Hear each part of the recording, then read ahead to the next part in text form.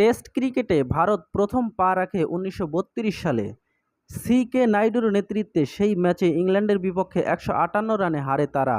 এরপর টানা ৯২ বছর টেস্ট ইতিহাসে জয় থেকে হারের পাল্লাটাই ভারী হয়ে এসেছে তাদের। তবে চেন্নাই টেস্টে বাংলাদেশকে হারিয়ে প্রথমবারের মতো সাদা পোশাকে তাদের জয়ের সংখ্যা হারের সংখ্যার চেয়ে উপরে উঠেছে। ৫৮০ ম্যাচ খেলে টেস্ট ক্রিকেটে আজ ভারতের জয় ১৭৯তম। এছাড়া ২২২ ম্যাচে ড্র করেছে তারা এবং হেরেছে ১৭৮ ম্যাচে। জয়-হারের এই ব্যবধানে সবার উপরে আছে অস্ট্রেলিয়া। ৮৬৬ ম্যাচ খেলে ৪১৪ ম্যাচে জয় পেয়েছে তারা, হেরেছে ২৩২ ম্যাচ ও ড্র করেছে ২১৮ ম্যাচে।